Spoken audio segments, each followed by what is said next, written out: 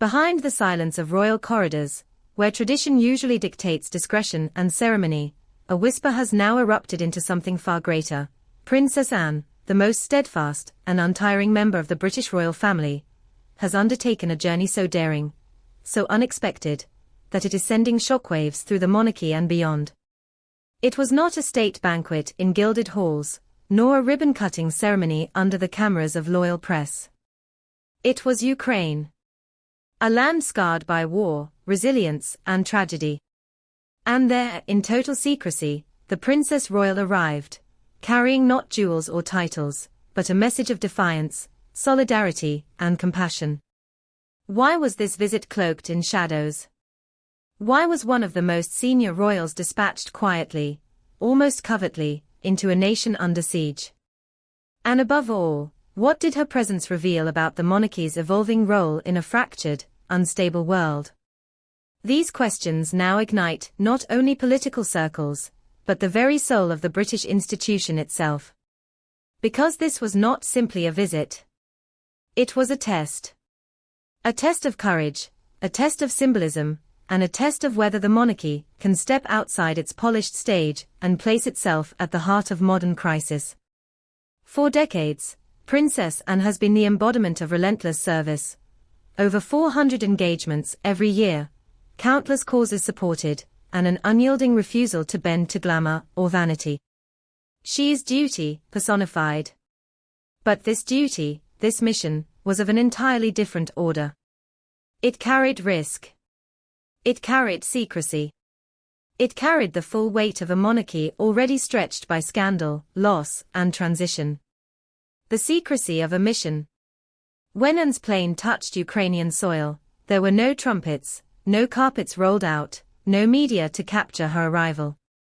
The decision to keep it hidden until the very last moment had been deliberate.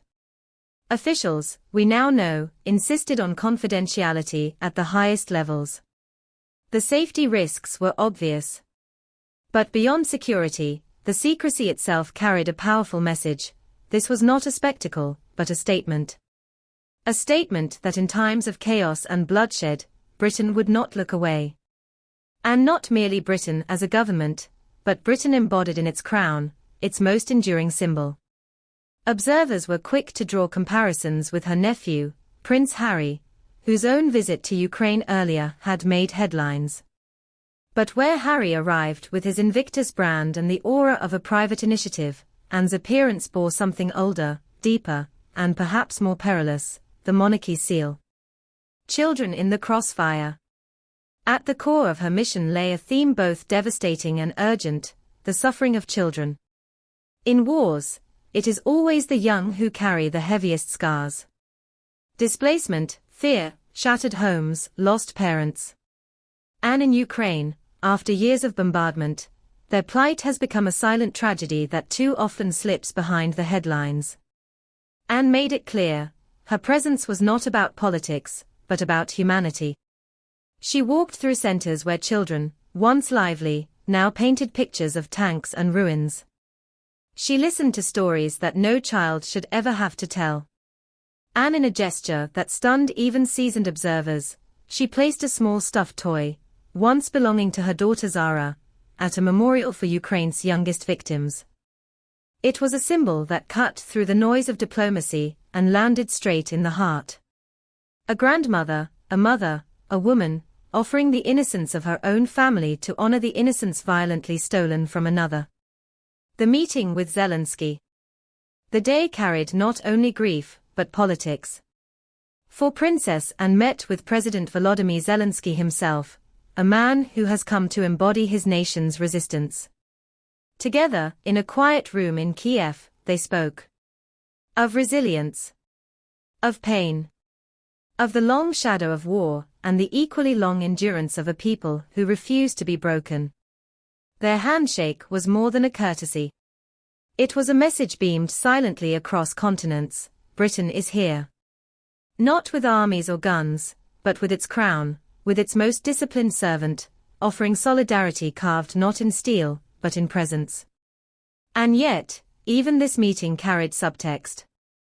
Was Anne speaking only as the Princess Royal, or as a direct emissary of her brother, King Charles III? Did she arrive carrying not just compassion, but also subtle political calculation, a reassurance to allies that the crown stands firm, even as Britain's government shifts and struggles with its own crises?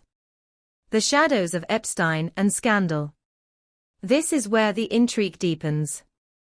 For back in London, the monarchy still battles a storm of scandals tied to Prince Andrew, Sarah Ferguson, and the ghosts of Jeffrey Epstein.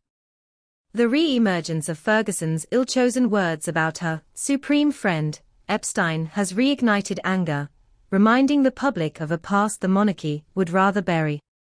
And yet, even as those shadows lengthen, Anne's journey has created a counter-narrative. Where Andrew embodies disgrace, Anne embodies duty. Where Ferguson stumbles in tone and speaks with action.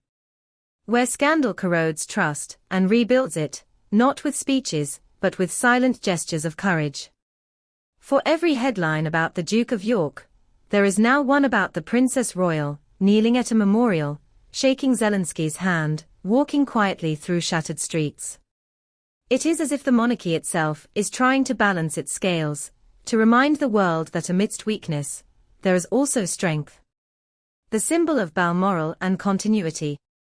We must not forget, this visit comes just weeks after Anne joined her brother at Balmoral, the Scottish retreat where Queen Elizabeth II drew her last breath.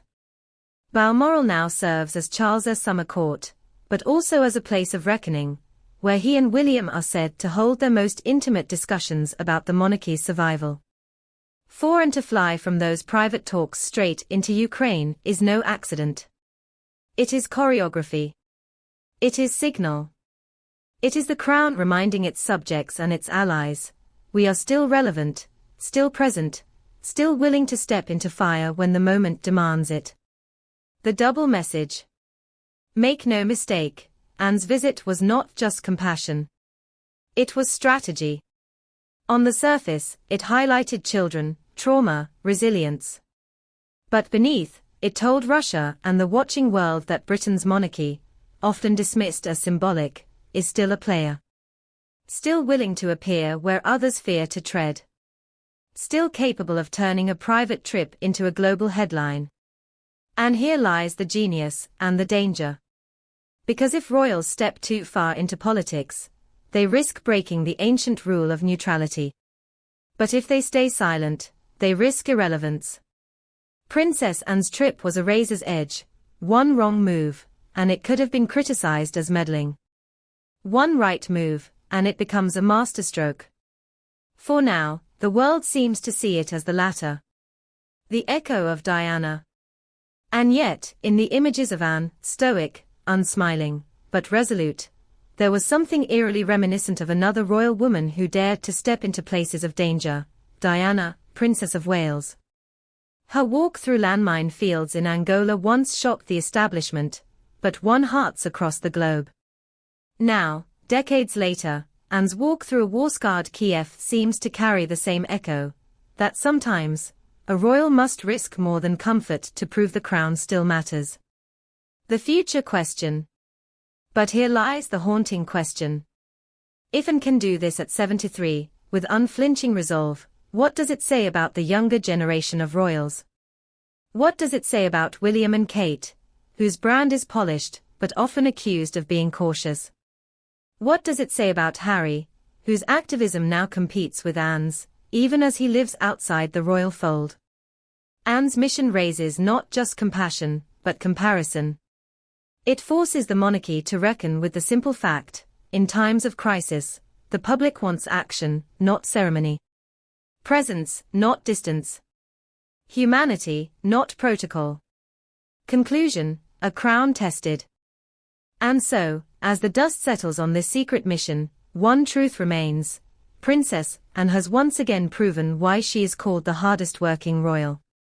But more than that, she has proven that the monarchy itself can still adapt, still take risks, still surprise a world that too often writes it off as ceremonial relic.